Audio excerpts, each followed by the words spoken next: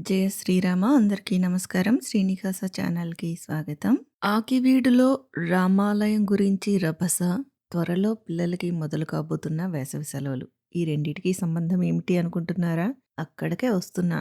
Video చివరికంటా చూడండి. మతిపోయే విషయాలు నిద్రపోయే హిందువులకి చెప్పండి. కొంతకాలం క్రితం పట్నాల సూరిబాబు గారని ఆయన ఫేస్‌బుక్ పేజీలో ఒక పోస్ట్ పెట్టారు ఒక వీడియోతో సహా. సామర్లకోటలో ఇంటింటికి తిరిగి హిందువుల పిల్లలను మంచి మాటలు, ఆటలు చెప్తాము, ఆడిస్తాము, ఉదయం టిఫిన్, మధ్యాహ్నం భోజనం పెడతామని చెప్పి తీసుకెళ్ళి మతబోధ చేస్తూ ఎడారి మత విషబీజాలు నింపుతున్న క్రైస్తవ మాఫియా అని ఆ వీడియో. దాని మీద మన కాపరి గారు అప్పట్లో ఒక లైవ్ చేశారు. 85.4 తెలిసి తెలియక తమ పిల్లల్ని చర్చికి బలి చేస్తున్న మన హిందువుల తెలివి తక్కువతనమని మన కాపరి గారు దాని మీద ఒక లైవ్ సెషన్ కూడా చేశారు. అందులో అన్ని వివరాలు ఇచ్చారు. డిస్క్రిప్షన్ బాక్స్‌లో ఆసక్తి గల వాళ్ళు చూడొచ్చు. అది ఇప్పుడు ఇక్కడ ఎందుకు చెప్తున్నానంటే, త్వరలో వేసవి సెలవులు ప్రారంభమవుతున్నాయి కదా!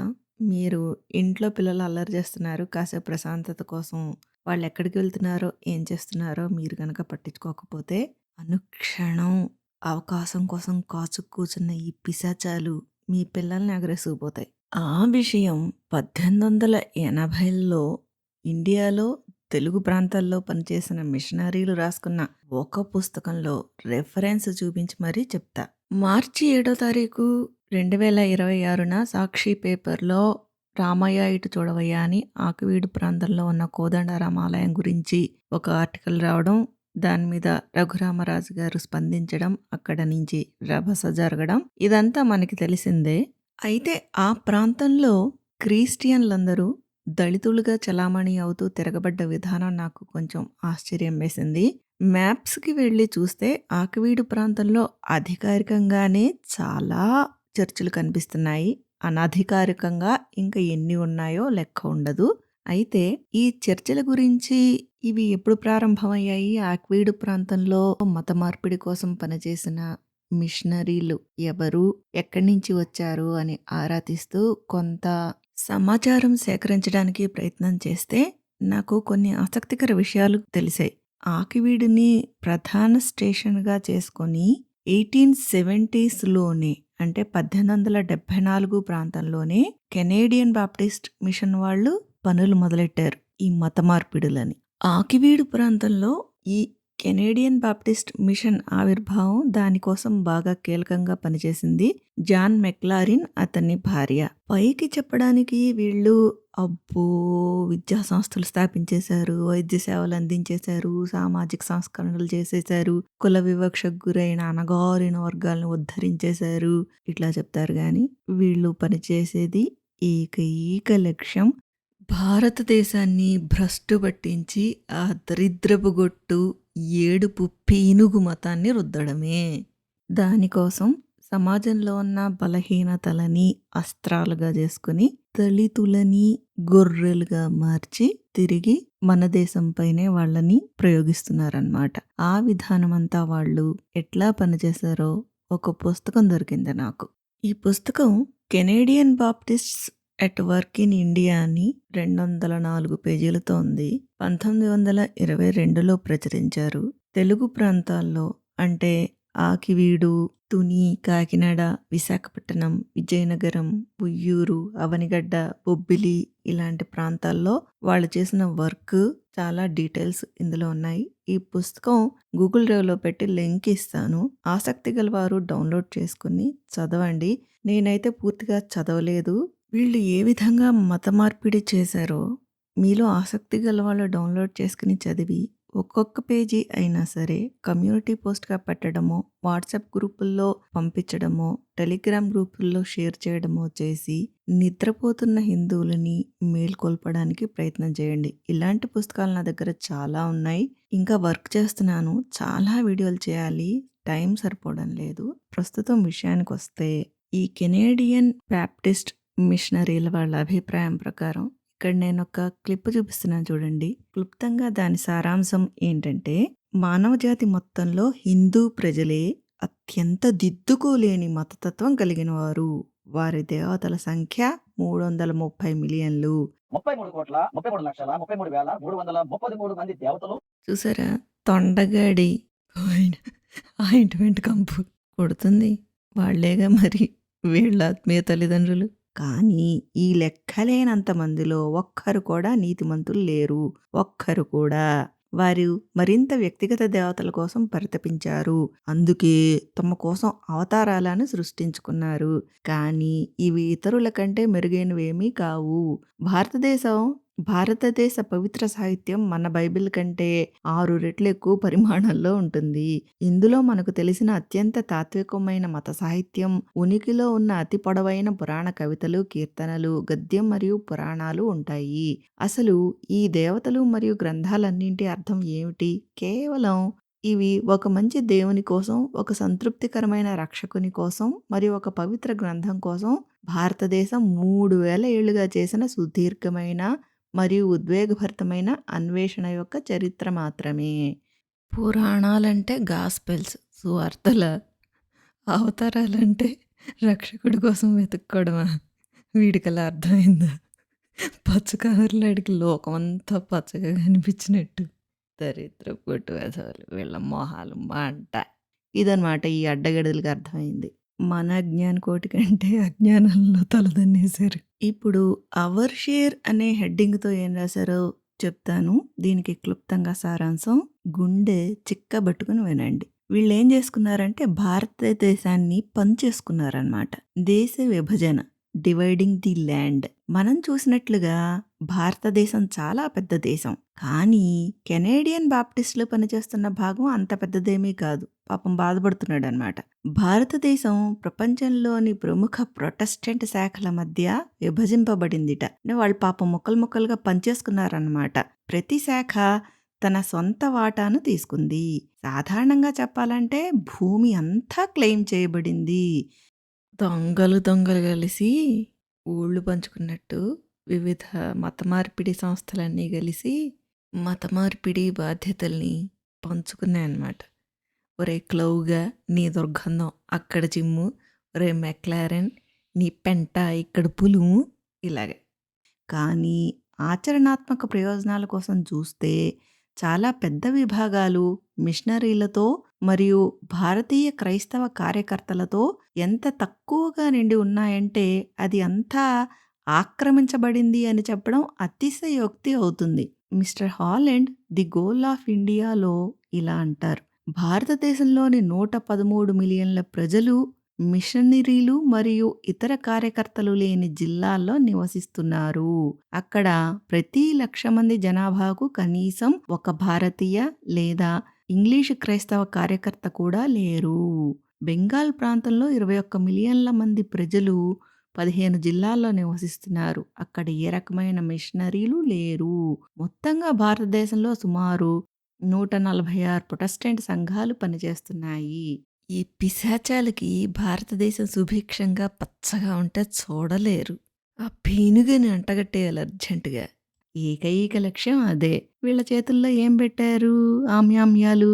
మీకు విద్య నేర్పిస్తాం, మీకు వైద్యం అందిస్తాం, తిరిగి మీరు గొర్రెల్లా మారి భారతదేశాన్ని క్రీస్తు రాజ్యంగా చేసేయండి అని. ఈ పిచ్చగొర్రెలు పాపం ఆ తోడేళ్లను నమ్మేసి ఇప్పటికీ నెత్తినేసుకుని మోసేస్తూ తిరిగేస్తున్నాయి. ఇప్పుడు ఇంతకీ అసలు విషయానికి వచ్చేద్దాం. వేసవి సెలవులు వస్తున్నాయి, మీ పిల్లలు జాగ్రత్త అని ఎందుకన్నానంటే వీళ్ళు కొన్ని బోర్డింగ్ స్కూల్స్ నడిపారు. ఏ ఉద్దేశ్యంతో? బోర్డింగ్ స్కూళ్లలో చేర్చుకున్న పిల్లల్ని ఎలా ఉపయోగించుకునేవారంటే బోర్డింగ్ స్కూళ్లలోని పెద్ద వయసు గల బాలురు మరియు బాలికలు గణనీయమైన స్థాయిలో ఈ పనిని చేస్తారు. ఏ పనిని చేస్తారు? చాలా ప్రభావవంతమైన సేవ. ఏమిటా సేవ?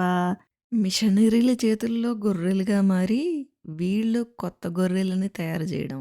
అదెలా? లేఖన పాఠాలు, కీర్తనలు మరియు క్రీస్తు జీవితంలోని కథలు బోధింపబడతాయి. అవి వారి ఎదుగుతున్న మనస్సులలో వారి అన్యదేవతల అసహ్యకరమైన కథలు మరియు పాటల స్థానాన్ని ఆక్రమిస్తాయి. వారంలో 1 గంట పాటు నేర్చుకున్న వాటిని చాలామంది మర్చిపోవచ్చు, కానీ మరికొందరు వెలుగులోకి వచ్చే వరకు వాటిని తమ హృదయంలో భద్రపరుచుకుంటారు. వీళ్ళు పిల్లల్ని బోర్డింగ్ స్కూళ్ళల్లో చేర్చుకొని, వాళ్ళని జాంబీలుగా తయారు చేసి, వాళ్ళకి బ్యాప్టిజం ఇచ్చి, వాళ్ళని మళ్ళీ బయటకొదిలి, నాన్ క్రిస్టియన్స్ మధ్యకి పంపించి, వాళ్ళ చేత సువార్తలు చెప్పించి, మత మార్పిడులు చేస్తుండేవారనమాట. అవనిగడ్డలోని బాయ్స్ బోర్డింగ్ స్కూల్ గురించి రాస్తూ ఏం రాశారో చూడండి. మా బోర్డింగ్ స్కూల్ అన్నింటిల్లో ఇది అత్యంత కొత్తది. గత ఏడాది ఇందులో 34 మంది బాలురు చేరారు. మిస్టర్ క్రాస్ ఇలా అంటారు. మా బోర్డింగ్ స్కూళ్ళు ఒక కర్మాగారాల వంటివి. ఇక్కడ మేము ఎంచుకున్న ముడి పదార్థాన్ని ప్రత్యేకమైన పని కోసం స్త్రీ పురుషులుగా తీర్చిదిద్దుతాము. ఏమిటా ప్రత్యేకమైన పని? జాంబీలుగా మార్చి కొత్త జాంబీలను పోగేసుకురావడం. మిస్టర్ క్రాస్ చెప్పే విషయాలను మిసెస్ క్రాస్ ఆచరణలో పెడతారు. ఆమె ఆ బాలురను 5 సువార్త బృందాలుగా ఏర్పాటు చేశారు. ప్రతి బృందానికి ఒక పెద్ద అబ్బాయి బాధ్యత వహిస్తాడు. వీరు ప్రతివారం 5 వేర్వేరు ప్రదేశాలకు వెళ్ళి క్రైస్తవేతర పిల్లలకు బోధిస్తారు. ఇంకా ఇందులో పాపం వాళ్ళకి రోజు ఇచ్చే ఆహారంలోంచి దొబ్బి తినేవాళ్ళుట చర్చి వాళ్ళు. అదెట్లాగట, వారికి ఆహారం కోసం ఇచ్చే బియ్యంలో నుండి ప్రతిరోజు కొంత భాగాన్ని పక్కన పెట్టి వారం చివరలో ఆ పిల్లలు ఆ బియ్యాన్ని అమ్మేవారట. వారికి ప్రతిరోజు లభించే బియ్యం ఆ రోజు అవసరానికి మించి ఏమీ ఉండదుట. అయినా గాని అందులోనే ఒక గుప్పెడు బియ్యం తీసి పక్కన పెట్టి దాన్ని అమ్మి అట్లా వచ్చిన ఆ డబ్బుల్ని చర్చి నిధులకి విరాళంగా ఇస్తారట. సెంట్రల్ బోర్డింగ్ స్కూల్ గురించి చూడండి ఏం రాస్తున్నారు. నిజానికి బాలురతో కిక్కిరిసిపోయిన ఈ పాఠశాలలో క్రమశిక్షణ అనేది చాలా వరకు పెద్ద వయసు గల బాలుర చేతుల్లోనే ఉంటుంది.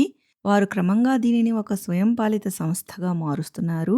గత సంవత్సరం ఈ పెద్ద బాలురలో 30 మంది ప్రతి ఆదివారం మధ్యాహ్నం పట్టణంలోని వివిధ కులరహిత వర్గాల వారికి సువార్త తరగతులు బోధించడానికి వెళ్ళేవారు. ఈ విధంగా క్రైస్తవ పాఠశాలలోని యువ భారతం పాఠశాలల వెలుపల ఉన్న యువ భారతాన్ని వెతుక్కుంటూ వెళుతోంది.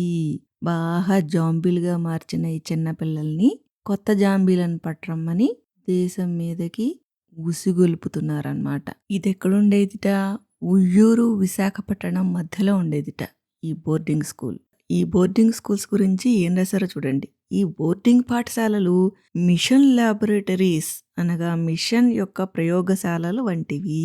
ఇక్కడ క్రైస్తవ పౌరుషంకి సంబంధించిన వివిధ అంశాలు, స్వయం క్రమశిక్షణ, ఆరోగ్యం, క్రైస్తవ ఉత్సాహం మరియు జ్ఞానం, శ్రమ, ఆత్మ, సంస్కృతి మరియు సువార్త, ఆసక్తి అన్నీ మేళవించి సమతుల్యం చేయబడి యేసుక్రీస్తు యొక్క నమ్మకమైన అనుచరులుగా తీర్చిదిద్దబడతారు. పూర్తి జాంబీలని తయారు చేసేవారట. ఈ బృందాల నుండే మా మిషన్ కోసం భవిష్యత్తు ప్రసంగీకులు, ఉపాధ్యాయులు, బైబిల్ మహిళలు మరియు ఇతర కార్యకర్తలు వస్తారు.